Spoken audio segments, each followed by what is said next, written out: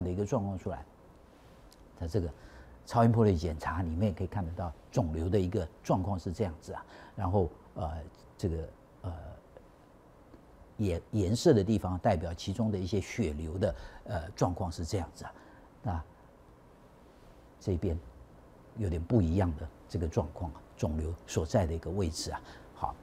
另外从正面来看的时候，这边有肿瘤所在的位置，所以当然这个硬度会是不一样的啊，会不会疼痛，有没有发炎的状况，红肿热痛都没有，就是没有感觉的一个硬硬的啊，增加它的一个体积啊，所以后来这个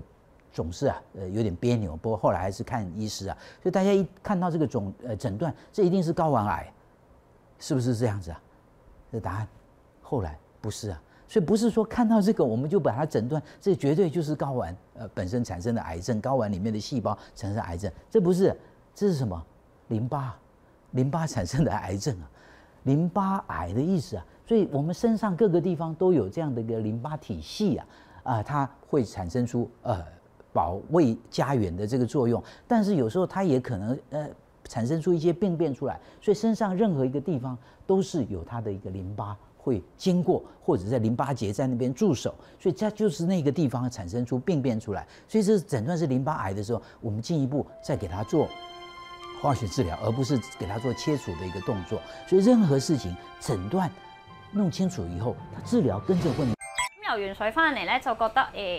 痕痕地，跟住呢個位咧就腫腫地咁樣喎，咁平時都冇留意佢點樣嘅，咁淨係覺得腫腫地咯。跟住就同阿媽講：哎呀，阿媽點算啊？咁樣阿媽就話：你可能熱氣啫，有啲咩事啊？咪落去飲劑涼茶冇事啦。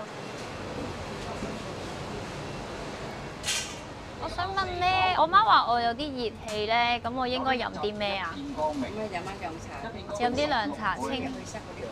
清熱去濕嗰啲。我媽話我呢度腫腫地咧，疼痛啊、唔舒服啊，多數人哋話係嗰啲喉核熱氣啊上升咁嘅啫，即係捱得嘢多啊、剩啊整埋堆埋熱氣咁解啫嘛。咁我哋咪就嗌佢落下低執劑藥飲咯。飲完杯涼茶，第二日起身又覺得，冇好過，好似仲腫啲咁樣喎。咁跟住就嗱聲去睇醫生啦。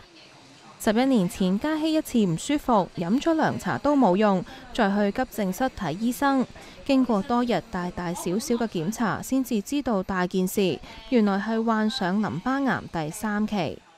佢都未同我講，佢已經話你要即刻抽骨髓，今晚落化療。淋巴系統喺人體好似一個大網絡，由無數淋巴腺同埋淋巴管組成，遍佈全身嘅器官同埋組織，負責細胞液輸送循環同埋人體免疫功能。當淋巴細胞出現原發惡性病變，就會喺淋巴系統不斷增生，形成惡性腫瘤，即係淋巴癌。有淋巴嘅地方就可能會有淋巴癌，咁比較常見呢，就係原發喺有淋巴結嘅地方，咁即係喺腋下、頸部，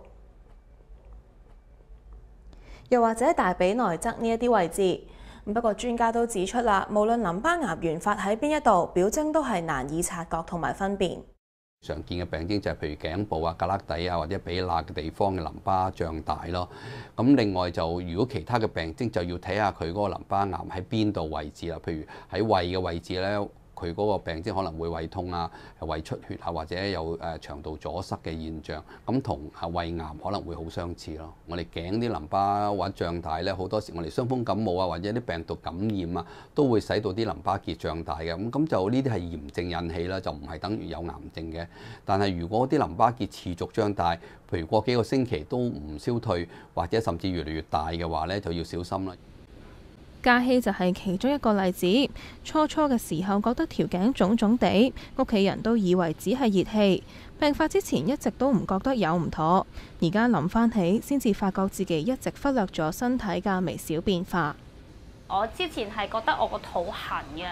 係啦，有痕啦，亦都覺得我個胸口咧係痕啊，有時係會損咗咁樣嘅。但係我都以為係皮膚敏感，咁搽咗啲皮膚膏咧，咁我就冇理佢咁樣嘅。聽翻醫生講啦，其實係淋巴癌嘅一啲病徵嚟嘅。由於病徵容易混淆，唔少病人都同嘉熙一樣，發現嘅時候已經係後期。